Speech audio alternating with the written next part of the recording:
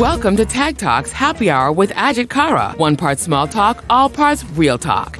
This is the part of the day when Ajit gets to know the people behind the job titles at Tag.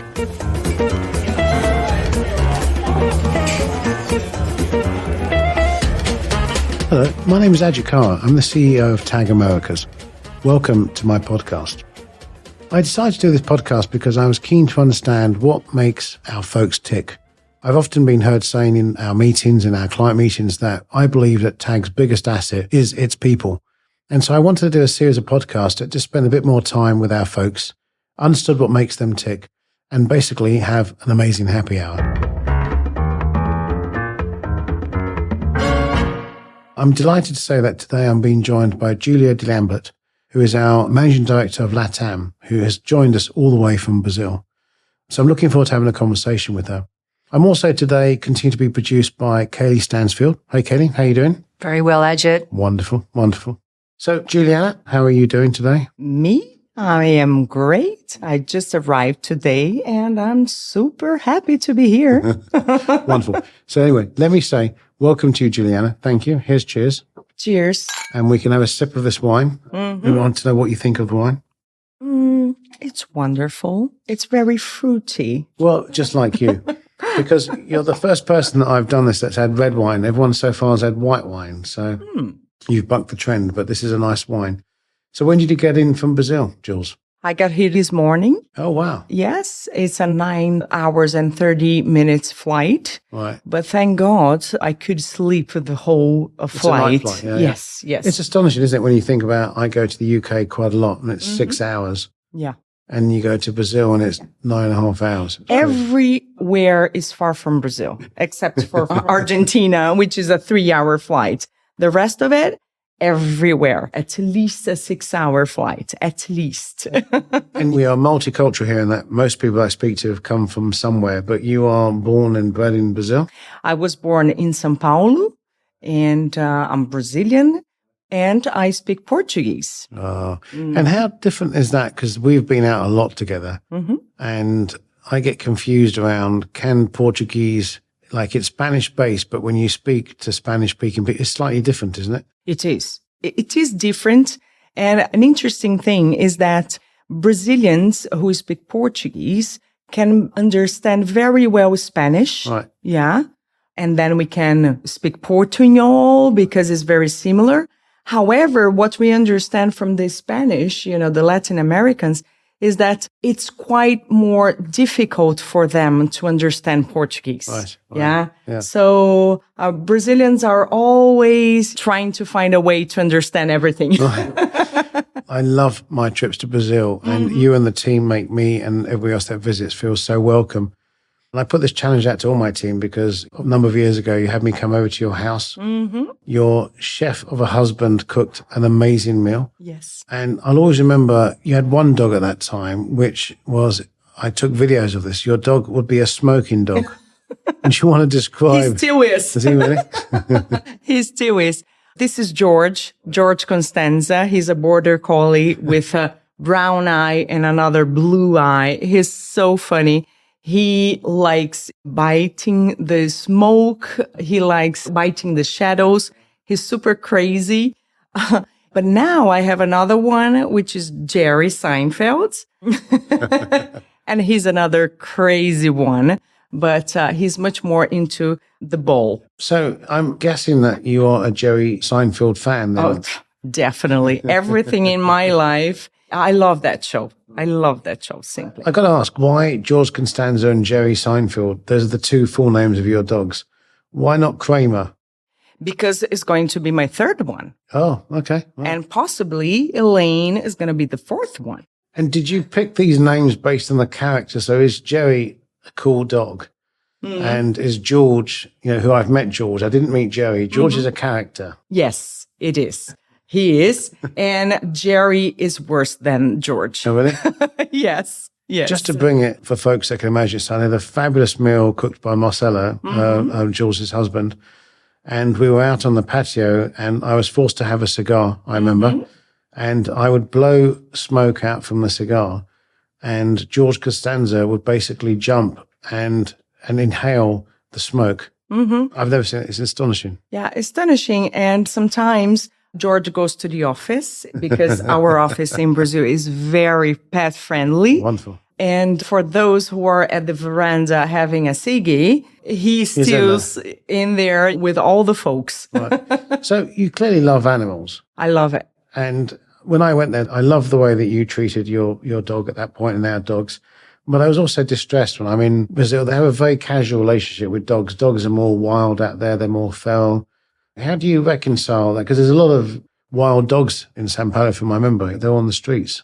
Yes, there is. But right now, I think we are having more ONGs and more control of it. And so I think it's getting better because people are more conscious about the responsibility. It's wonderful to see. Look, I utterly adore coming down to see you and the team in Brazil, and I've had such amazing food. So you are a foodie and a wine person. So I am. when I go down there, I'm treated to amazing food and wine. Mm-hmm. Have I just seen the best, or is that generally Brazil?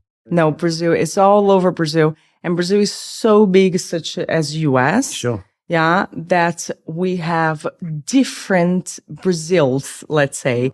So different kind of food everywhere you go. So it's an amazing experience for you to try different kind of foods, herbs and fish, meat. It's everywhere. It's wonderful. It's wonderful. And you're one of three. I didn't know until I looked at this paperwork there. Is it you that have a twin, or is it your sister has a twin? No, I have a twin brother, and he's much taller than me. He's super handsome. Well, then it's your twin. Yeah, but he's very athletic. Let's say that. Again, your twin. That's funny though. So I've always been fascinated by twins. Mm-hmm. In that lots of people talk about, is there a connection? Do you see each other often? Do you live nearby? Do you think about each other? How connected are you when you are a twin? Ajit, I'm very connected to my twin brother and to my older sisters. I think, to be honest with you, I think that it could be, I don't know, much more of a same gender instead of a male and a female. Yeah, because the interests are very different and everything. But my family, actually, my brother and sisters, we are very close, super friends. Yeah. Right, that's wonderful to say. I think it's a very special relationship. I mean, sister and brother, or sister and sister and brother and brother is special, but when you're a twin, there's just something slightly different. It is. It's something that I was always defending him in the school, and he was doing the same. Right. And we were always, because it's the same age. So we were just... But he was bigger, as you said. Oh, yeah, definitely. Thank God. My sister's, it's only me and my sister. She's 3 years older than me. And my God, did she mother me and look after me at school. I had a wonderful school childhood. I never got bullied once because my sister was always take care of problems. Good. Otherwise, would you be bullied? Bullied? I never got, I don't know if it was because of my devilishly good looks and my wit to be able to get out of trouble, or everyone was scared of my sister. I have no idea. Who knows? I suspect it's the second. Good. So back to family. So I know your father has been a particularly big influence into you in terms of your career, but Yes. do you want to tell for the audience, because he was a bit of a character in Brazil for sure. Yeah, I've always admired what my father used to do. I mean, he's retired now, but he's still, seeing all the old fellas from work and everything. They're still there talking a lot of, creative things. My father his latest job when he retired, he was creative VP for McCann Erickson for GM client.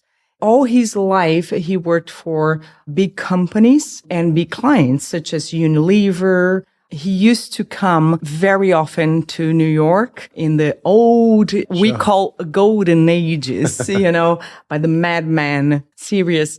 So do you see any of your father in, I've never watched Mad Men, by the way. But, No, everyone should. But do you see you growing up with your father being a big weight in the original holding agency type world, which was a different world to what it is today?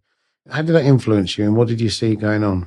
I just thought that everything actually was amazing in terms of creativity and the environment, the vibe of it, and how people talk about creativity. Right. This intrigues me and is very interesting for me. Yeah. And advertising is great. So my father used to come, for example, to New York. He used to be responsible for all the Pan Am advertising. Right. Yeah. Big business in those days. Big business in those days. And then I started to go to the agency, all the production houses, shootings. And that thing, inspired me. Right. Yeah. And I was really proud of, and I wanted to be like my dad. But unfortunately, I am not the creative person. Actually, I'm more. I would argue that the world has changed. And I think your father is and always will be very proud of what you've achieved. I mean, you're running a big part of our business in LATAM now and doing an amazing job. But I've had the benefit of seeing your wonderfully decorated house and your garden. So you have a lot of creative flair. Your garden is astonishing. Mm-hmm. Where did the food and the style and the creative come from? Was that your dad? Was it your mum? Or I think it was myself. Oh, interesting. There you go. Actually, my parents' house are pretty big. Right. It has a very nice garden. But my mother, I think she had too many kids, to take care of the garden. Yes. But we love nature. Yeah. I mean, we are in Brazil, so we love the green. And we are very lucky because we have a very nice weather. So we can see, the whole year, flowers, green. And you travel a lot, don't you? Because yes. when I inappropriately asked you to FaceTime on business and you've been in the jungle somewhere. Yes. But you like your holidays. Where would be the most interesting place that you've been at and why? I mean, it was Greece because there's a vibe. Sure. Different vibe for me. Mainland Greece or one of the islands? The mainland and also the islands. Everywhere I've been to Greece, it was something for me that was mystical. Could I say that? Yeah. And there's some energy over there that for me is it was just amazing. But my favorite place in earth, I mean, I love Brazil. However, Italy is in my heart. Well, I suspect that could have something to do with red wine, pasta, bread, cheese. I could be wrong. No, it's just me. I'm very Italian, though. No, I concur. It's funny. We had this conversation the weekend that my daughters, we used to go to Rome and Venice when they were children quite a bit to expose them to the amazing history in Rome in terms of when you go to places of that nature. And Venice is amazing. Amazing. And they were much younger than they turned around to me the other day and they said, we want to go again. Yeah. But this time we're old enough to drink. And we want to go to the vineyards. We want to go to Naples and Florence and Capri and we want to drink and have wine. I'm like, what have I done to these girls? Like Well, they got to your blood. They have your blood. So it's just amazing. The food and wine in Italy is something that for me, I would vote for the best. Yeah. And the energy. On the wine then, because and this shows my naivety, I know that south of you in Argentina is very famous for its wine. Mm-hmm. Mexico is increasing a huge amount in their wine capabilities, and I'll come on to talk about that in a second. Yeah. Is Brazil into winemaking? And yes. What's their wine producing capabilities like now? Yes, very much. I mean, I have to say that we have the sparkling wine. It's one of the best voted, let's say, scored. And the south of Brazil, where we are colonized by the European quite heavily, we have a very, very good vineyards and is becoming quite famous. Not as much as Argentina and Chile, but we are getting very good scores. Yes, it's becoming interesting. I look forward because I fell in love with Mexican white wine, not so much the red wine, but the Mexican white wine is fabulous, which is difficult to get hold of in the US, but yeah, it's astonishing how quality-wise the wine's growing in that whole region. Oh, definitely. And I had the wine in Mexico with you as well. So I don't recall. When was that? Yeah, we had this opportunity to have, and we found it very interesting. Yeah. So you got to come to Brazil now to taste it, and then, compare, and probably we can go to Argentina as well. I would love that. So Back to your father and the fact that he was in this industry, and as a young child, you've been exposed to this. It must have been inspiring. And did you meet anyone famous, or did you see anything and get inspired by anyone? I've met many famous Brazilian people, let's say, during the shootings, mostly. Yeah, where I've been, where I've participated, actually. But the best one for me, I think, and everyone knows, it was in a dinner at the restaurant. Suddenly, Pelé, the soccer player, the soccer player, just came in and he was talking to everyone. So I took pictures and we talked to him. It was very, very wonderful. I had the pleasure of meeting Pelé, who is, I love that. And from what you're saying, he sounds like, I don't like celebrities that don't like their fan base. And I like the down-to-earth celebrities that understand that they are there because of the rest of us. And he sounds to me like a pretty decent guy. They depend on us, right? Yeah. So he was very, very charismatic. And he has always been like that. Oh, yes. Amazing place. Amazing. For him, he's sick, unfortunately, today, but he's in treatment. And let's pray for him to get better. What sort of things inspire you? What would you love to do if you had? Because I know that philanthropy is quite important to you. Because you do spend a lot of time on this stuff. And talk to me a bit more about what you do to help everybody else. If I could, I would do more philanthropy because, especially in Brazil and the world needs this. We need to dedicate some time, either if it's not for people who you don't know, you need to help people who you know, actually. Yeah. So I feel so, how can I say, so happy to do that. Yeah. So passionate about doing that. And I think everyone should take some time, to do good for the others. Like your father in the industry, and now you run a pretty important region for us and growing. Do you take it quite seriously about mentoring the younger kids coming through? And I shouldn't use the kids, that's the wrong terminology, but the younger folks coming through. It's super.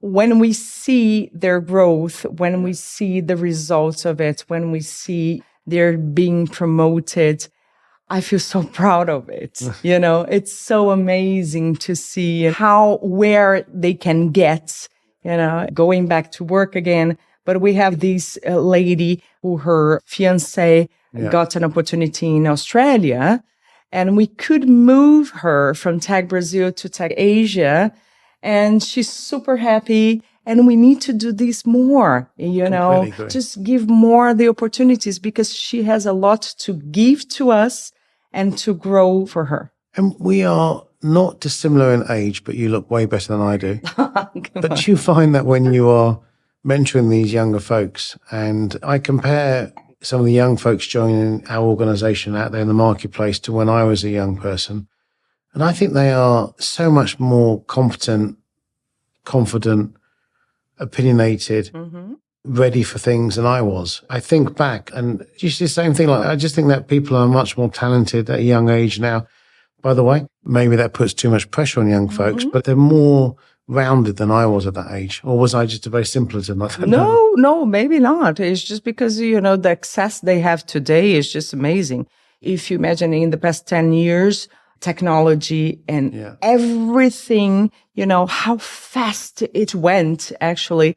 And we are in an age, let's say, that we were just riding a bike and, doing really great stuff, right? Amazing stuff. But the access they have the possibility to absorb much more than we did. Yeah. So this is what is amazing right now. And we have to take advantage of this.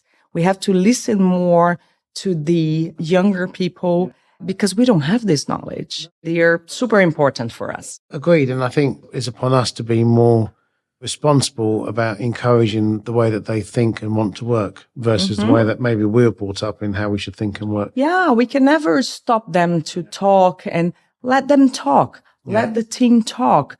If it's nothing that we can, absorb, okay, that's fine. But there's a lot of things that we need to listen more and more.